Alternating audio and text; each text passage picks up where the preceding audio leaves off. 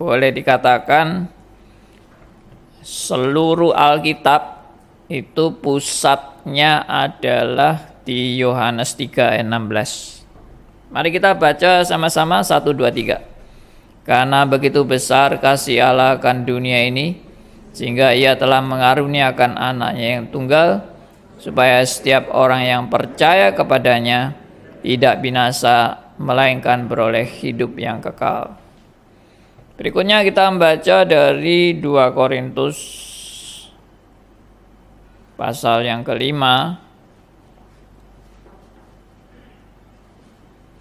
ayat 17 sampai ayat 21.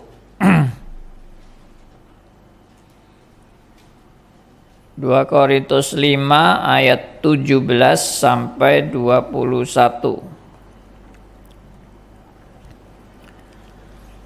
Mari kita baca sama-sama. 1, 2, 3. Jadi siapa yang ada di dalam Kristus, ia adalah ciptaan baru, yang lama sudah berlalu, sesungguhnya yang baru sudah datang.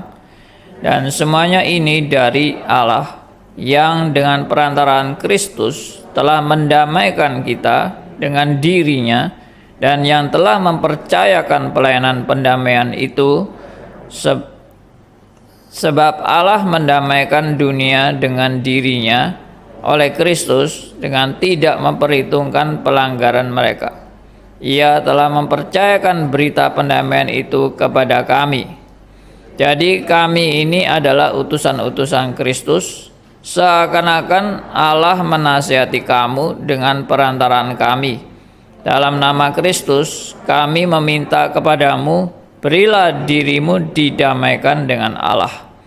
Dia yang tidak mengenal dosa, telah dibuatnya menjadi dosa karena kita, supaya di dalam Dia kita dibenarkan oleh Allah. Saya ulangi ayat yang terakhir.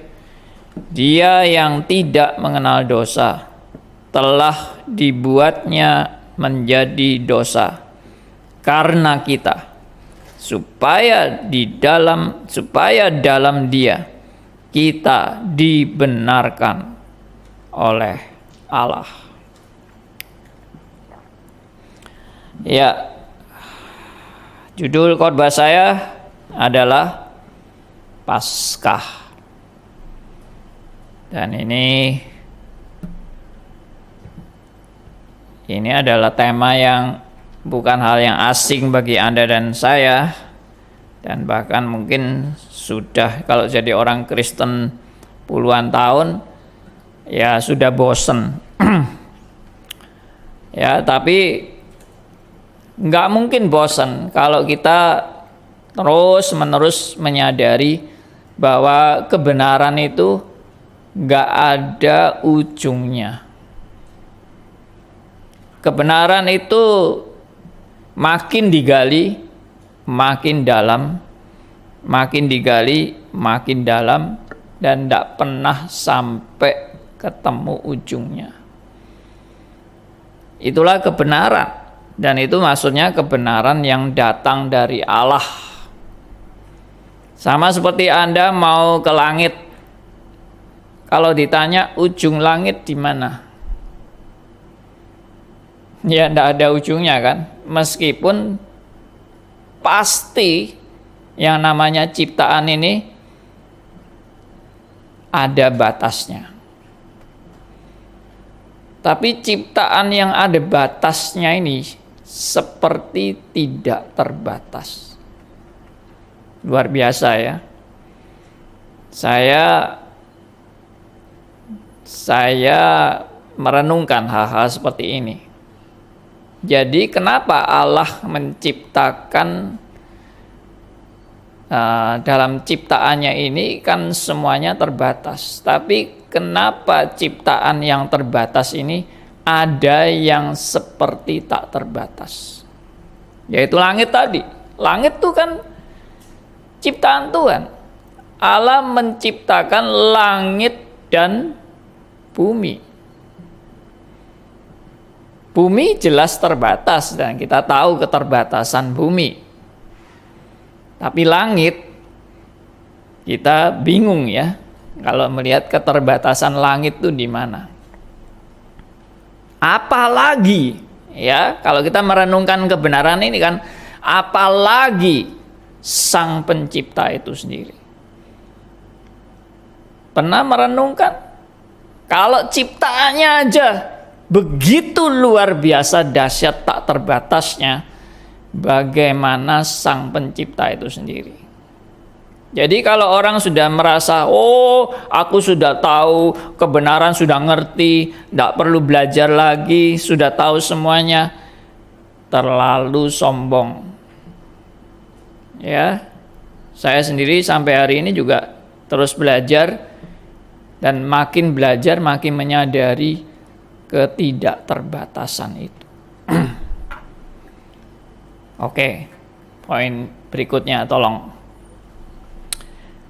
Jadi tema saya adalah Paskah, tapi ada subtemanya.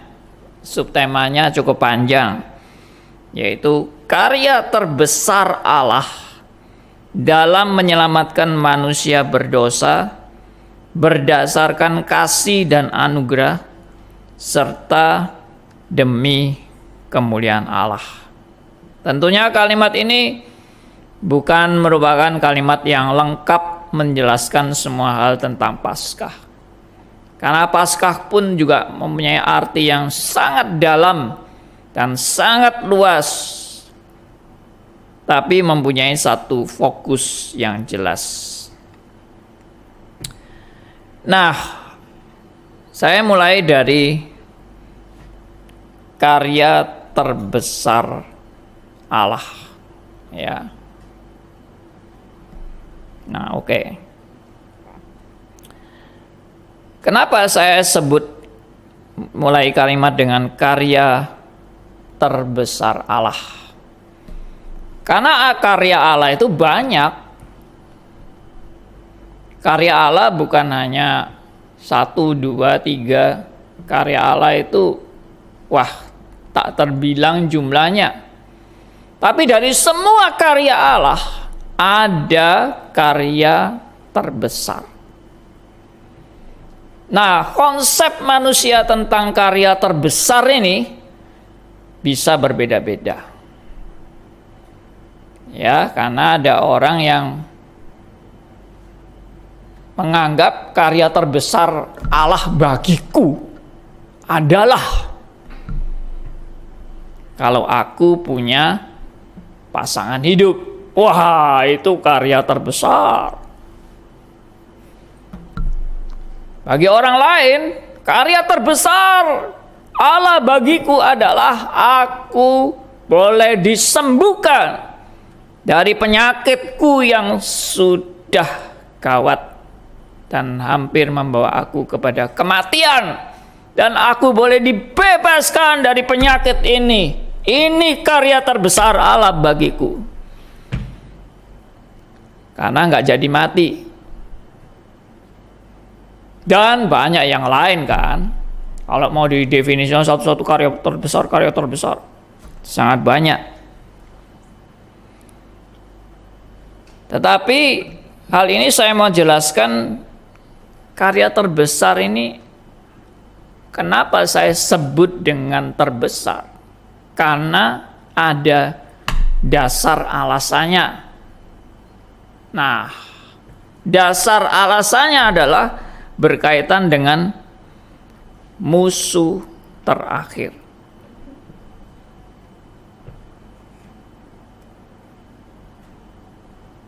Jadi kita ini ya sebagai orang Kristen itu memahami kebenaran-kebenaran itu tidak begitu saja saya terima, oh ya karya terbesar.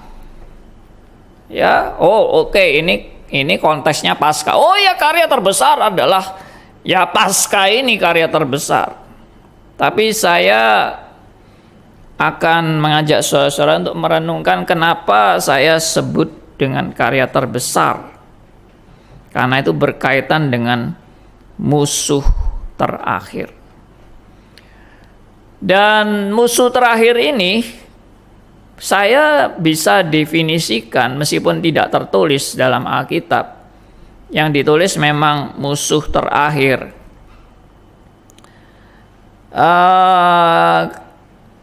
Saya bisa terjemahkan yang namanya musuh terakhir itu adalah musuh terbesar. Kita bilang musuh terakhir yang dikalahkan. Itu berarti musuh terbesar. Berarti banyak musuh-musuh lain. Begitu musuh dikalahkan, tapi musuh terakhir, itulah yang terbesar. Ya, seperti kalau cerita film itu, ya kan the end-nya itu biasanya kalau ada suatu peperangan atau pertentangan dan sampai terjadi peperangan yang paling akhir, itu biasanya yang paling hebat. Kan tidak ada film yang pada akhirnya sudah anti klimaks ya toh, nggak ada apa-apa akhirnya, ya itu filmnya jelek pasti. Kalau film yang bagus itu akhirnya itu yang paling hebat. Nah, ini bukan film sih, tapi kalau Alkitab memaparkan itu musuh yang terbesar, itu juga menunjukkan sesuatu yang amat sangat luar biasa, dan itu dikatakan musuh terakhir. Ya, lanjut silakan. Nah, musuh yang terakhir ini, yang tadi saya katakan sebagai musuh yang terbesar itu, ya lanjut. Nah, itu berkaitan dengan maut. Nah, kenapa saya bisa menerjemahkan ini dengan maut? Ya karena Alkitab sendiri yang bilang. Ya, mari kita buka 1 Korintus 15 ayat 26. Ya, 1 Korintus 15 ayat 26. Pendek saja kalimatnya. Ya, kita baca sama-sama 1 2 3. Musuh yang terakhir yang dibinasakan ialah maut. Nah, dalam perenungan musuh terakhir yang dibinasakan ini adalah maut, saya juga pernah men-sharekan sebetulnya siapa sih yang menjadi musuhnya Allah. Kalau dikatakan musuh terakhir, seolah-olah musuhnya Allah banyak ya. Tapi saya pernah mengajar tentang satanologi, yaitu di YouTube juga banyak tema-tema yang saudara bisa lihat dia di channel Stris Ngagel. Jadi saudara kalau masuk YouTube silakan search Stris Ngagel, lalu di playlist, ya di kolom playlist Anda bisa lihat tema-tema dan itu ada satanologi di situ.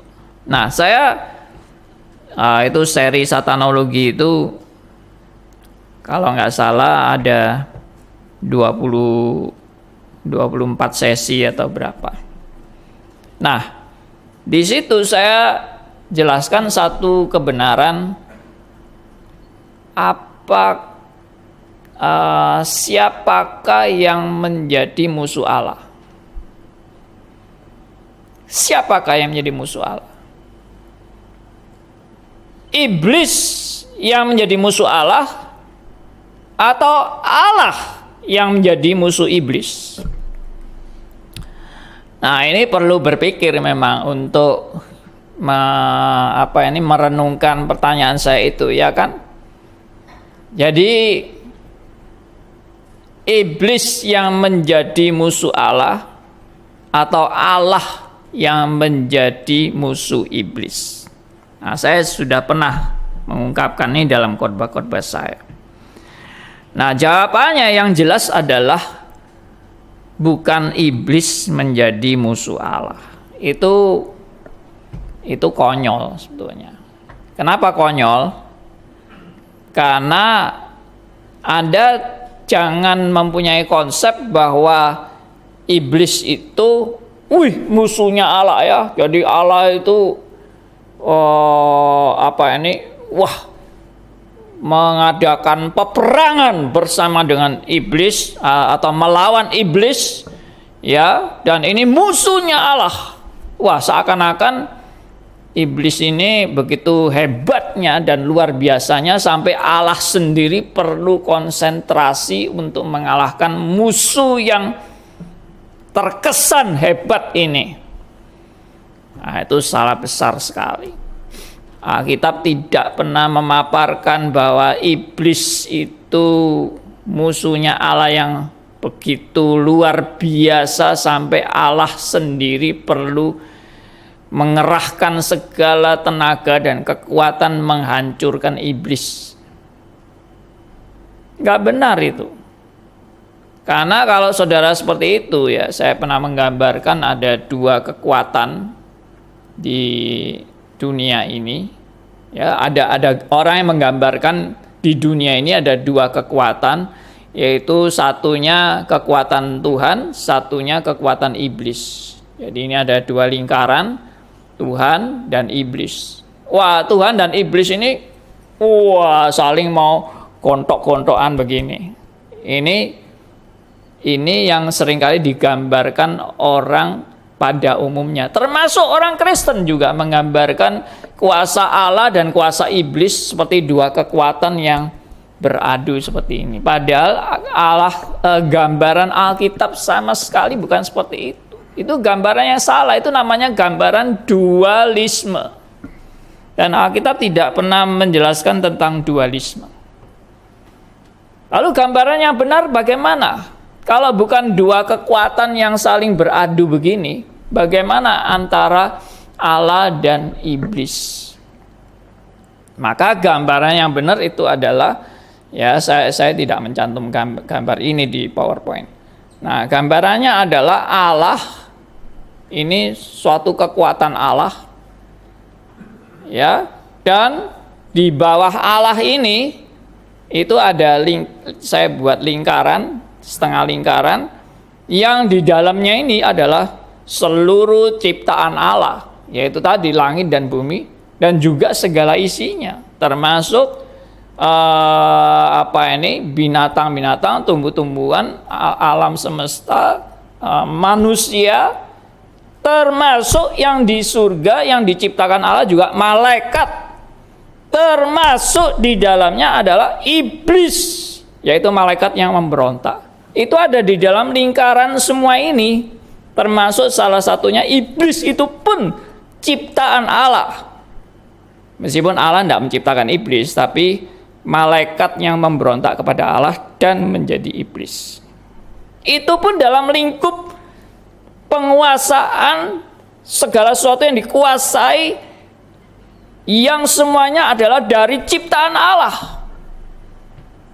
Maka ini Allah yang paling berkuasa, dan ini seluruh ciptaannya semua di bawah otoritas ilahi. Meskipun nampaknya iblis itu memang punya kekuatan hebat sekali, dan malaikat juga punya kekuatan yang hebat, tidak kalah dengan kekuatan iblis, tapi semuanya di bawah otoritas Allah dan kedaulatan Allah. Maka dengan demikian, tidak ada dua kekuatan begini, itu nggak ada.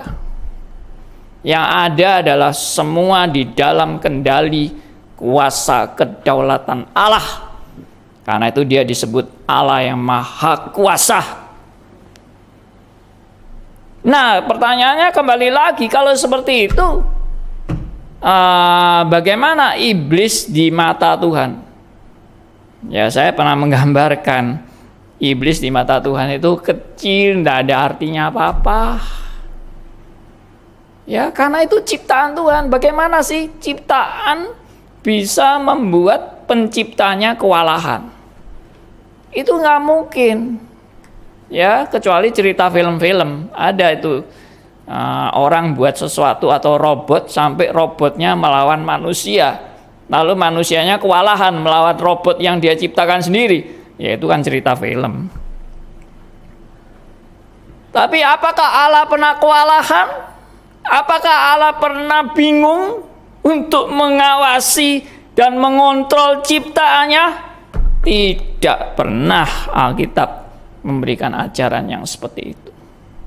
Semua dalam kendali Allah, semua dalam kontrol Allah, semua dalam kuasa dan kedaulatan Allah. Itu yang benar.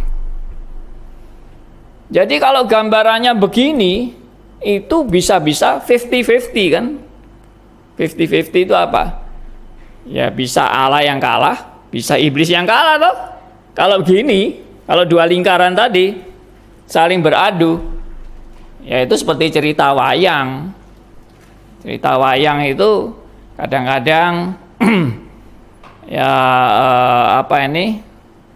Pandawa, ya Kurawa, ya itu saling beradu. Kadang-kadang ini yang menang, kadang-kadang ini yang menang, ya kadang-kadang ini yang kalah, kadang-kadang ini yang kalah. Oh, tidak pernah selesai ceritanya. Ya mirip silat lah. Itu yin dan yang.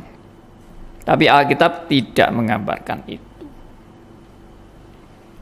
Jadi kembali lagi kepada musuh terakhir yang dikalahkan adalah maut. Itu musuh itu adalah, Anda kasih tanda petik saja. Kata musuh itu bukan berarti Allah punya musuh sampai gemeteran ya, atau Allah punya musuh sampai kewalahan. Enggak ada apa-apanya itu semua. Tapi kenapa disebut musuh terakhir, dan kenapa saya juga sebut itu sebagai karya terbesar?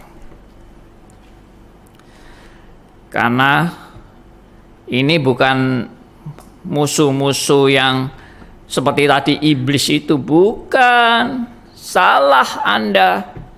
Kalau Anda menganggap musuh terakhir yang dikalahkan itu adalah maut, itu saya pernah merenungkan, kenapa kok musuh terakhir yang dikalahkan itu bukan iblis, tapi kok maut?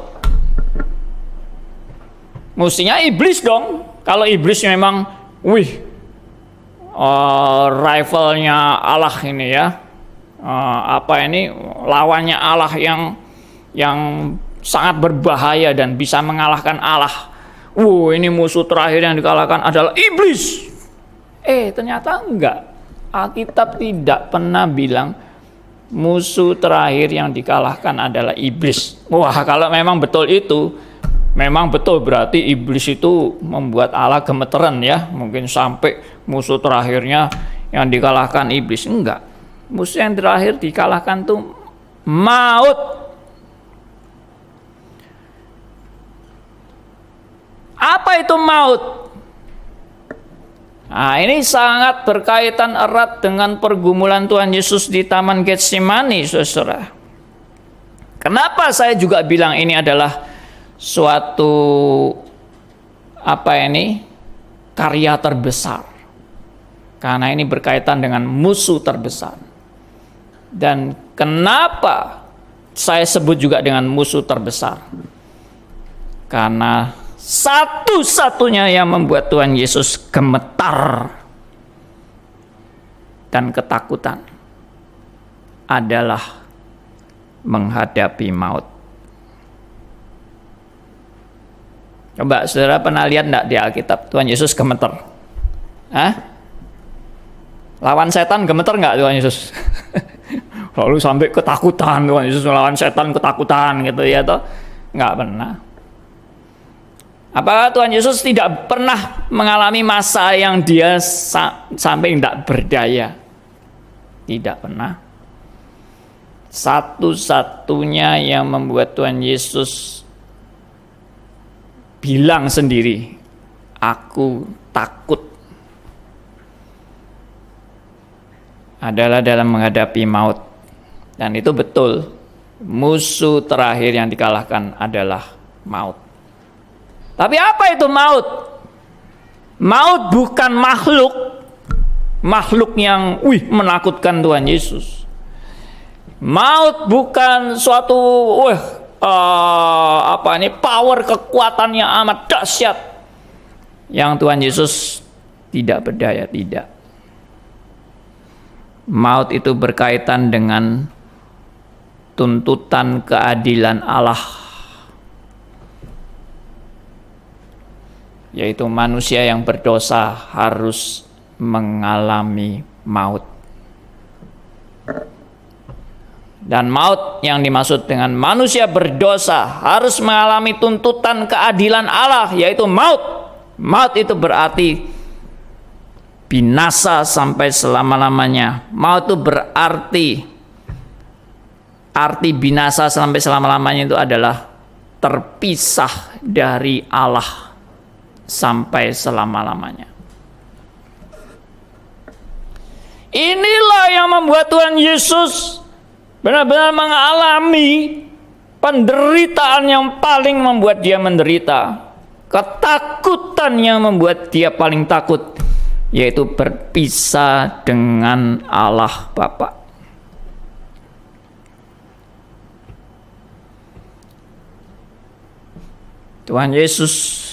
Bagi Tuhan Yesus tidak ada kuasa yang membuat Tuhan Yesus gemetar, tidak ada. Selain dia harus berpisah dengan Bapa. Dulu saya menyangka atau saya mengira bahwa Tuhan Yesus berkata di kayu salib itu, Eli Eli lama sabachthani, itu hanya anulah kata-kata Tuhan Yesus dalam mengeluh lah. Dia hanya mengeluh saja karena kesakitan mungkin, atau karena disiksa dengan luar biasa fisik Tuhan Yesus sampai dalam keadaan lemah, dan dia merasa Bapak kok tidak mau tolong dia, sehingga Tuhan Yesus berkata, Eli Eli lama sabachthani. Kalau seperti itu, setelah saya renungkan dalam-dalam lagi, kalau memang Tuhan Yesus hanya karena rasa kesakitan atau merasa lonely waktu itu karena Bapak itu kok tidak menolong dia dalam penderitaan fisik yang dia alami, itu mungkin ya saya nggak tahu istilahnya ya, mungkin ya bisa disebut lebay atau terlalu melankolis atau cengeng. Kenapa saya berani katakan gitu? Karena banyak orang-orang yang berani mati demi kebenaran. Kenapa Tuhan Yesus menjadi cengeng begitu? Dan itu juga bertentangan dengan kata-kata Tuhan Yesus sendiri yang mengajar kepada murid-muridnya. Jangan takut kepada yang bisa membunuh tubuh, tapi tidak bisa membunuh nyawa. Takutlah kepada Dia yang bisa membunuh baik tubuh maupun nyawa. Lalu akhirnya Tuhan Yesus sendiri mau mati ketakutan. Ya enggak konsisten sama sekali Tuhan Yesus itu. Berarti kalau begitu apa artinya Eli Eli lama sabachthani? Bukan Tuhan Yesus cengeng, bukan Tuhan Yesus salah ngerti dengan tindakan Bapak yang membiarkan dia di kayu salib. Bukan Tuhan Yesus merasa lonely, tapi Tuhan Yesus benar-benar mengalami keterpisahan dengan Bapa. Dan inilah pengalaman yang paling mengerikan bagi Tuhan Yesus, karena Dia yang tidak berdosa dibuatnya menjadi dosa. Dia yang tidak seharusnya mengalami keterpisahan dengan Bapa, dia harus mengalami keterpisahan dengan Bapa untuk menggantikan saudara dan saya yang seharusnya mengalami keterpisahan dengan Bapa itu. Saudara mungkin juga perlu merenungkan arti yang dimaksud dengan keterpisahan dengan Bapa itu sebagai hal yang paling mengerikan. Kita seringkali pikir yang paling mengerikan dalam hidup kita itu adalah kalau saya kena sakit yang mematikan, kan? Semua kita mungkin juga takut kalau kena tiba-tiba divonis dokter, kamu kena kanker stadium 4 dan tidak ada harapan lagi. Itu yang paling menakutkan mungkin bagi banyak orang. Termasuk saya. Saya dulu juga ketakutan setengah mati untuk bisa menerima fakta itu.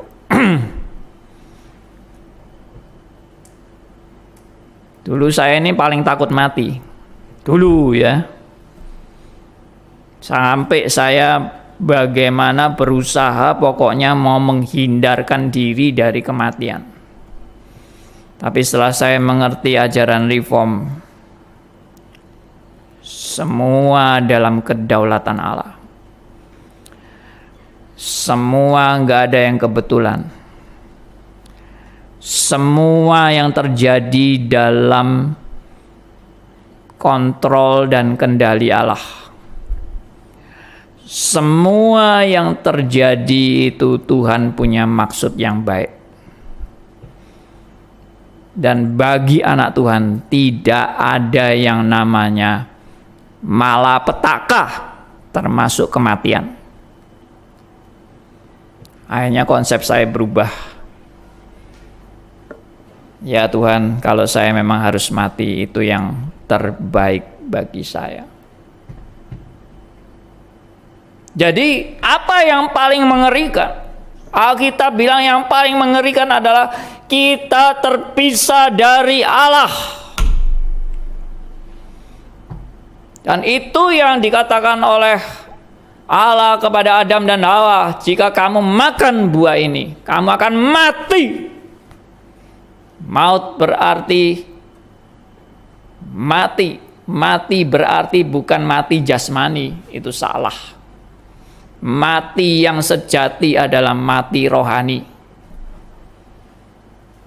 Mati jasmani itu apa? Mati jasmani itu cuma roh meninggalkan tubuh. Itu mati jasmani. Mati jasmani itu bukan Anda mati, tapi roh Anda meninggalkan tubuh Anda dan menuju kepada hidup yang kekal. Tapi kalau roh orang yang tidak beriman mati, dia memang rohnya meninggalkan tubuhnya dan masuk pada kebinasaan kekal, yaitu di neraka. Orang seringkali mendefinisikan neraka begitu ngeri karena api panas, badan meleleh semua, ya toh, karena ada hamba Tuhan yang pernah ke neraka katanya. Ya, wih, panas, daging-daging meleleh, bau busuk. Ya, menurut saya sih bau sate mestinya ya, karena daging dibakar kan bau sate. Ya, bau busuk, gak enak. Waduh, saya lihat orang-orang kepanasan luar biasa. Kengerian paling ngeri itu bukan masalah tempat di neraka. Kengerian paling ngeri adalah ketidakhadiran Allah di tempat itu. Ini definisi-definisi ini yang seringkali orang itu nggak paham. Makanya seringkali membuat kebenaran sendiri. Tapi Alkitab mau memaparkan apa? Kengerian yang paling ngeri adalah manusia terpisah dari Allah. Karena apa? Allah itu sumber segala-galanya. Saudara bayangkan kalau sumber segala-galanya Anda terpisah dari sumber segala-galanya, mau jadi apa? Itu kengerian yang paling ngeri. Ya, lampu itu menyala karena dia berhubungan dengan aliran listrik. Dan yang menjadi the end bagi lampu ini untuk dia sampai nggak menyala lagi, ya cuma satu, dilepas stop kontaknya, dilepas kabelnya, langsung mati. Dan Anda bisa bayangkan hidup Anda ini seperti lampu yang nempel di stop kontak itu, di sumber listrik itu. Begitu sumber listriknya dicabut, langsung habis. Dan habisnya itu selama-lamanya. Itulah kengerian yang paling ngeri. Dan itu yang dialami oleh Kristus. Dan itu yang membuat Kristus begitu menderita dan gemetar di Taman Getsemani. Itu yang saya pernah katakan, kalau Tuhan Yesus itu di Taman Getsemani cuma takut mati secara fisik, itu memalukan. Kenapa memalukan? Banyak teroris berani mati. Betul ya? Nggak betul? Saudara pernah membayangkan teroris yang menabrakkan pesawat di WTC?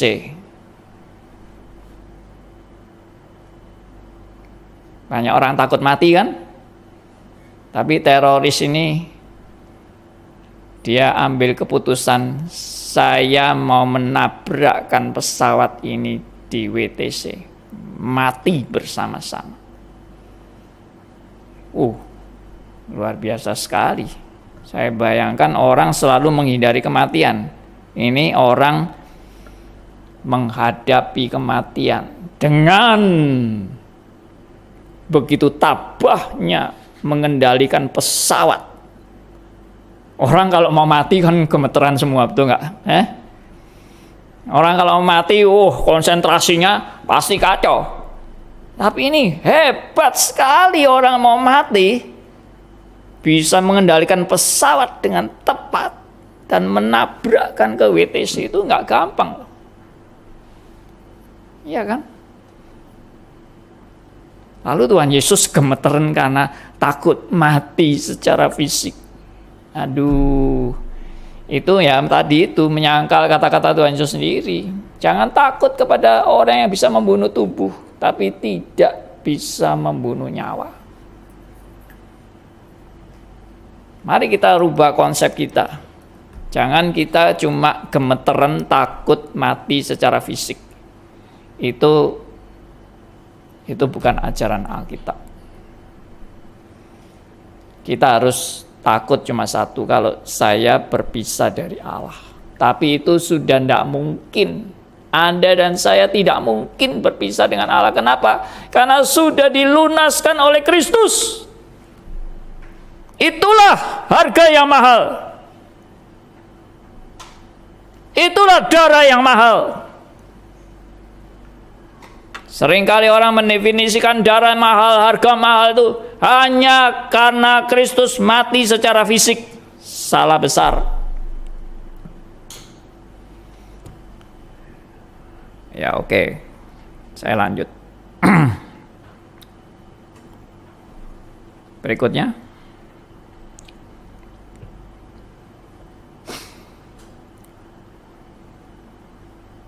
Jadi karya Kristus di kayu salib itu untuk apa? Karya Kristus untuk mengalami maut itu untuk apa? Untuk menyelamatkan. Dan itu menunjukkan misinya untuk mendamaikan selanjutnya manusia berdosa. Mendamaikan manusia berdosa dengan Allah yang sejati. Inilah karya terbesar. Inilah boleh dikatakan fokus daripada seluruh misi kerajaan Allah, yaitu mendamaikan manusia berdosa dengan Allah yang sejati. Ya sudah tahu Pak, sudah ngerti. Ya enggak apa-apa. Sudah tahu, sudah ngerti juga enggak apa-apa. Tapi sejauh mana saya menghayati bahwa pendamaian ini adalah hal yang terbesar dalam hidup saudara dan saya, Sudahkah Anda meresponi ini sebagai karya terbesar? Kalau ini memang betul-betul karya terbesar bagi hidup Anda dan saya, maka seluruh hidup kita akan terfokus kepada karya terbesar ini, yaitu mengucap syukur kepada Allah karena karyanya yang terbesar. Tapi kita seringkali nggak mengucap syukur karena karya ini kan. Kita mengucap syukurnya karena karya-karya yang lain. Mungkin ya Tuhan kasih aku kekayaan, Tuhan kasih aku kesembuhan, Tuhan kasih aku kelancaran hidup, Tuhan kasih aku anak, Tuhan kasih aku menantu, Tuhan kasih aku cucu. Oh, itu karya yang sangat besar dari Allah bagiku. Tapi kalau kita tidak memperoleh semua itu, dan kita memperoleh musibah yang mengerikan, kita berhenti bersyukur. Saya baru ngeh kenapa orang Kristen tidak boleh berhenti bersyukur. Karena karya yang terbesar dari Allah, yaitu Anda sudah didamaikan dengan Allah. Jadi kalau Anda itu mengerti, menghayati kebenaran bahwa Anda dan saya sudah didamaikan dengan Allah itu sebagai karya terbesar, maka semua hal yang lain tidak ada yang lebih besar. Dan tidak ada yang membatalkan karya yang terbesar ini. Sehingga apapun yang terjadi, kita tetap bersyukur kepada Allah. Memang ada ajaran-ajaran, saya pernah baca buku bersyukurlah senantiasa. Karena memang itu ajaran Alkitab kan. Bersyukurlah senantiasa. Sekali lagi aku katakan, bersyukurlah. Berterima kasihlah. Karena Tuhan itu baik. Tapi pengertian Tuhan baik itu apa? Ya baik memberi aku kesehatan, baik memberi aku berkat, baik memberi aku kelancaran hidup, baik memberi macam-macam kesuksesan, apa segala macam, lulus ujian. Tuhan itu baik. Tapi kalau itu yang menjadi definisi kita tentang Tuhan itu baik, begitu kita tidak mengalami lagi hal-hal seperti itu, Tuhan menjadi tidak baik. Begitu aku mengalami musibah, begitu aku mungkin cacat hidupku, ya tubuhku, aku mengalami malapetaka, aku mengalami, jadi Tuhan itu jadi tidak baik. Tidak. Tuhan tetap baik. Karena Dia sudah memberikan karya terbesar bagi Anda dan saya. Mau berpisah dengan Bapa untuk mendamaikan Anda dengan saya. Anda dan saya didamaikan dengan Allah.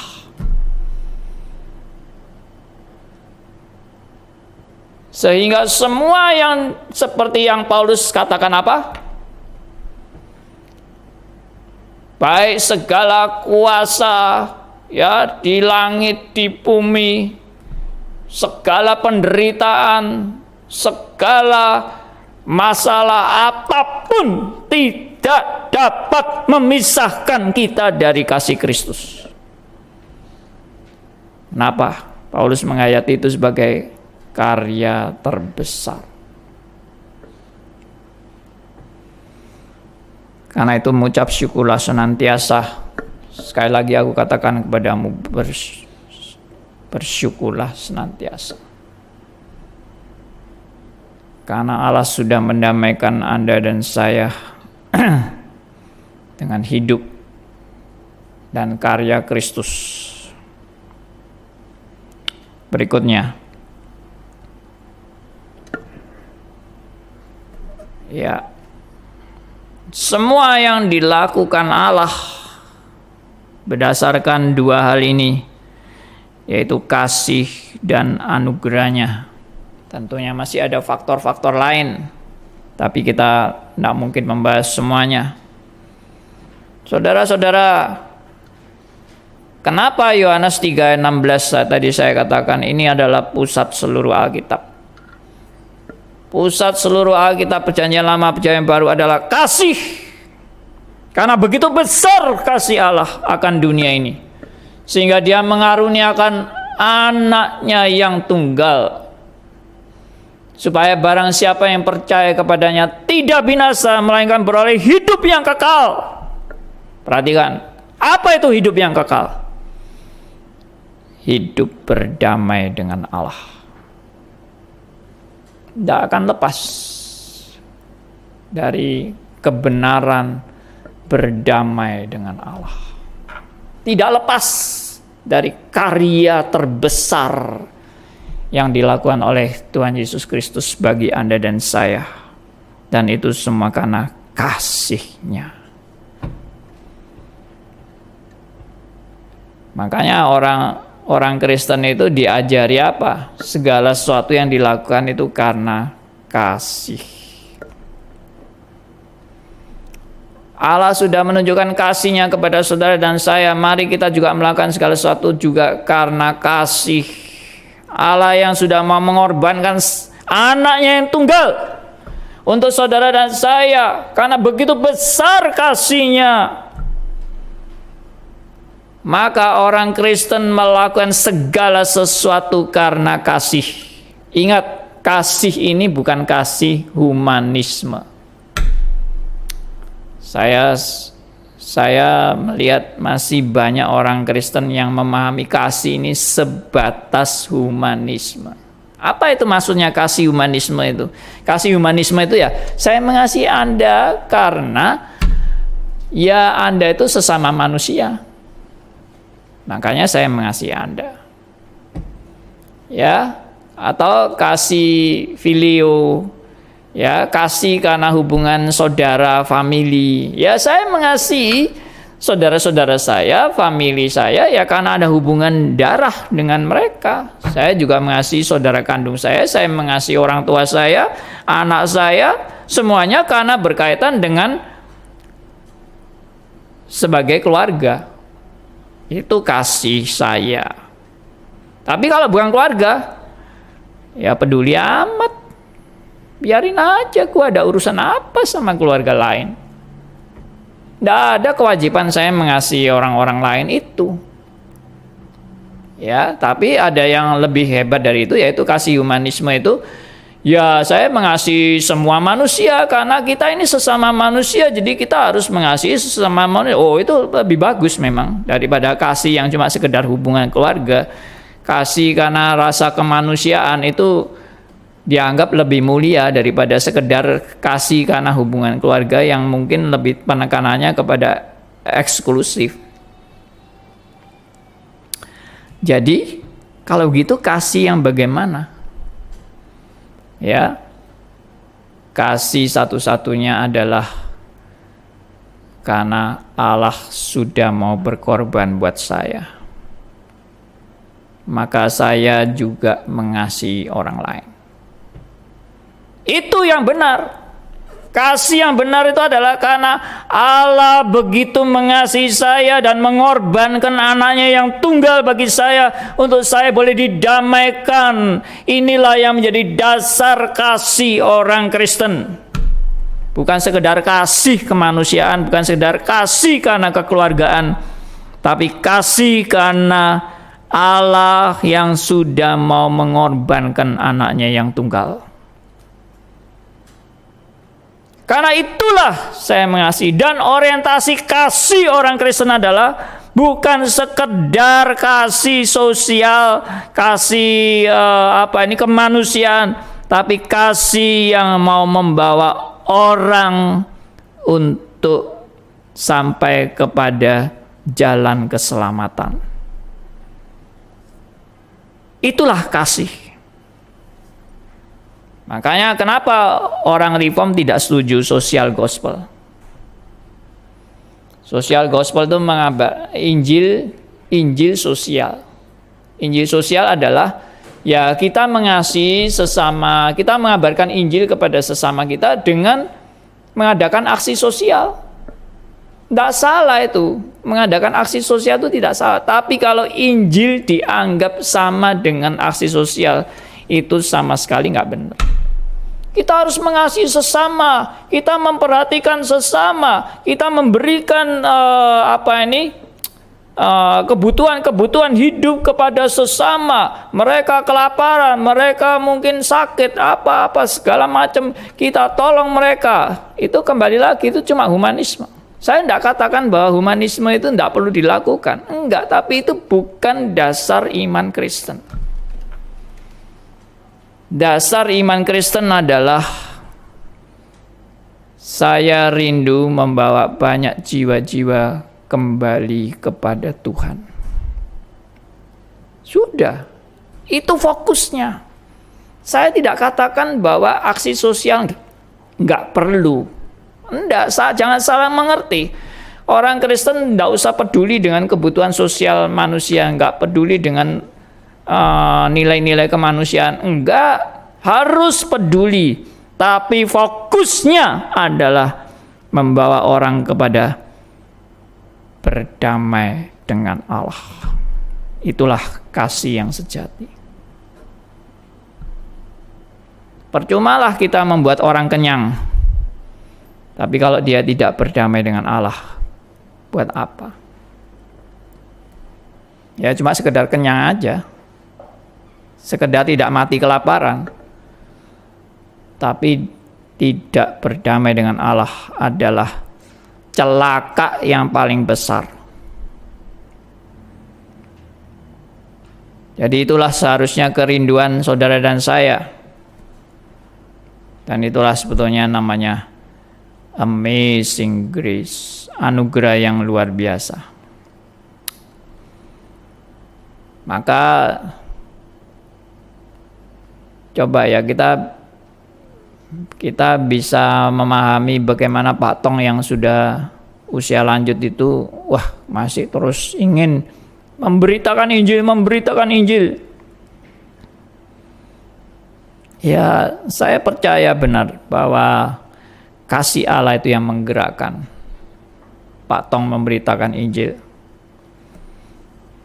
Dan memang tiap orang punya beban, seharusnya tiap orang Kristen punya beban bagaimana dia bisa membawa orang-orang lain datang kepada kasih Allah ini, mengenal kasih Allah ini. Itulah seharusnya yang menjadi perjuangan saudara dan saya. Tidak selalu memang harus mimpin KKR.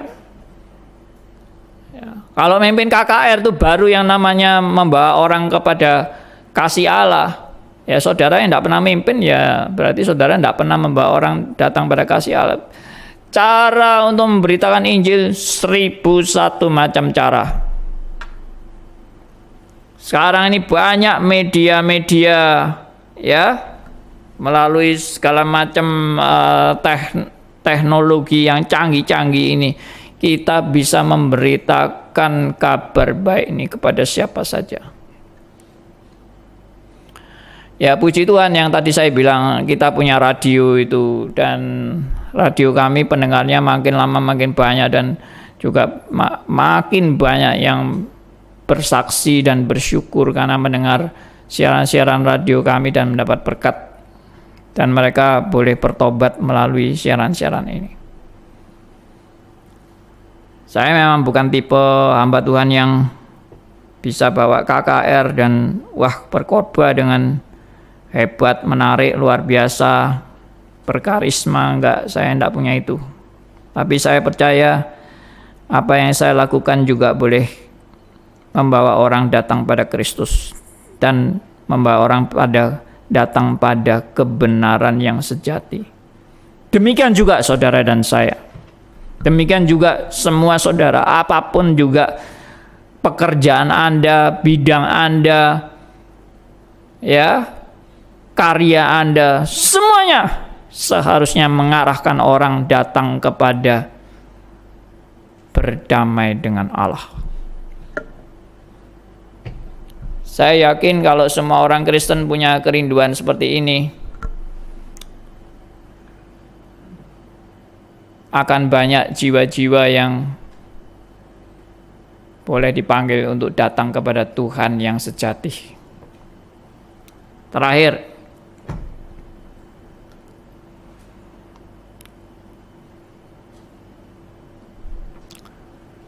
demi kemuliaan Allah. Saudara, saya seringkali melihat penekanan-penekanan pada Injil dan sebagainya itu memang Allah itu berfokus dalam semua yang dilakukan Allah itu untuk menyelamatkan manusia. Tapi jangan lupa saudara bahwa Allah punya tujuan menyelamatkan manusia itu bukan demi manusia itu sendiri sebagai tujuan akhir. Itu salah besar. Manusia tidak pernah menjadi tujuan akhir.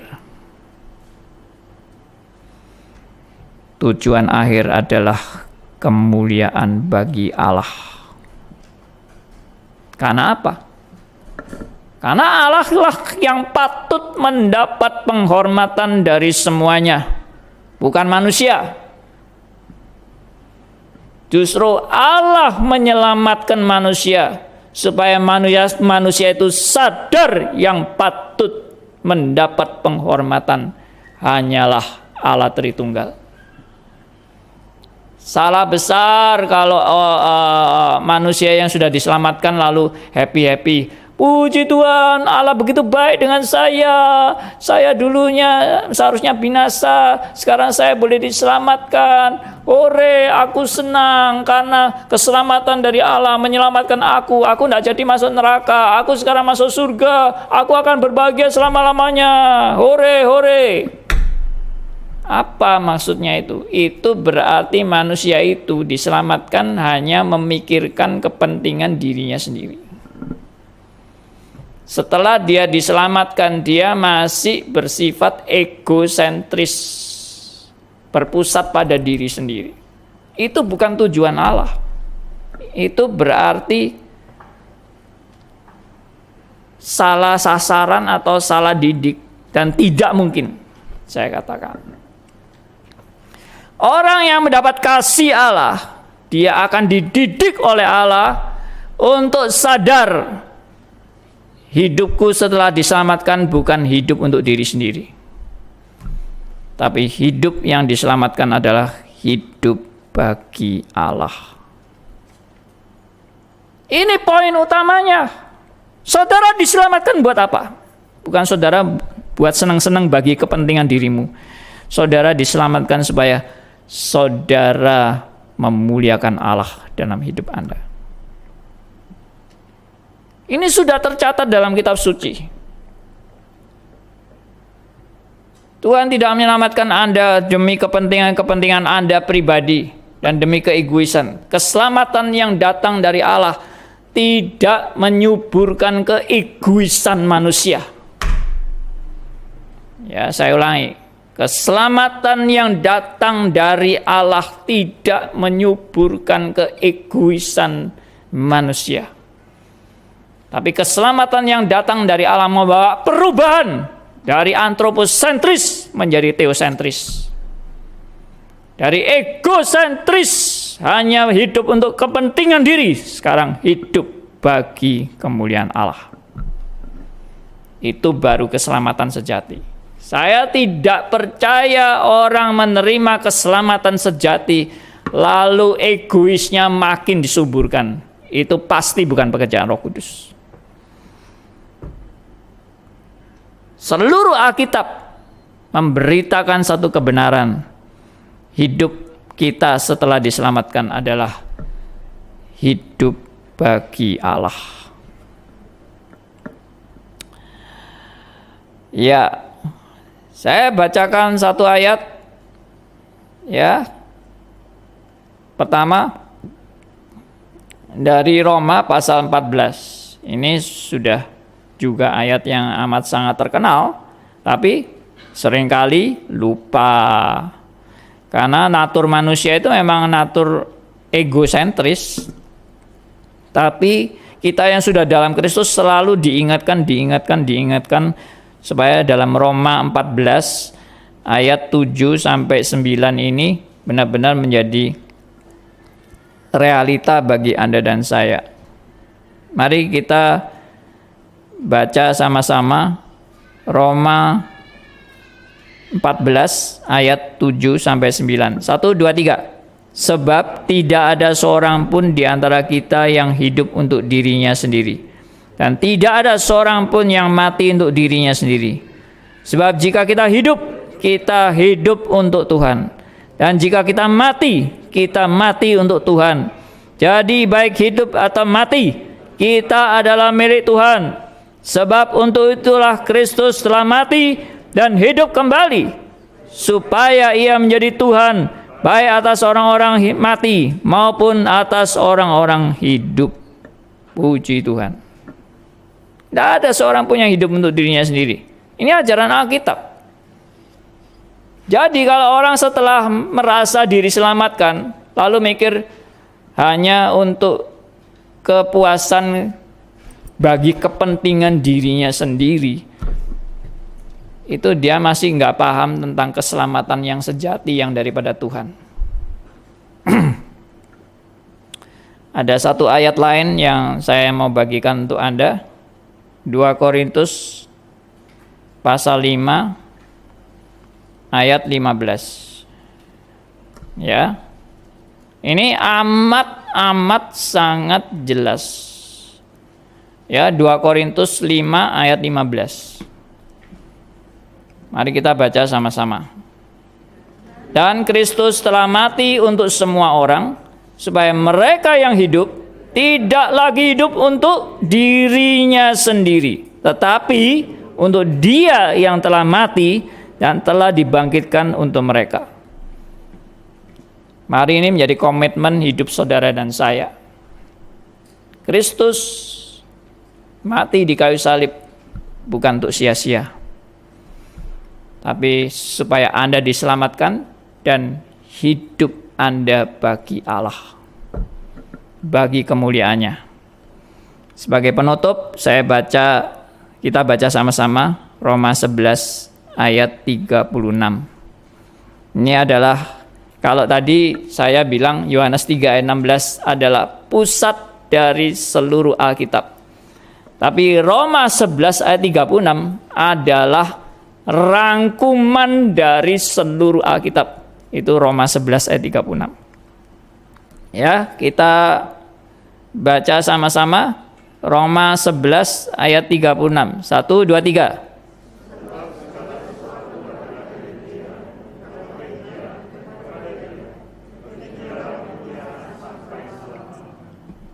Amin. Segala sesuatu adalah dari Dia dan oleh Dia dan kepada Dia. Bagi Dialah kemuliaan sampai selama-lamanya. Tuhan memberkati kita semua. Mari kita berdoa.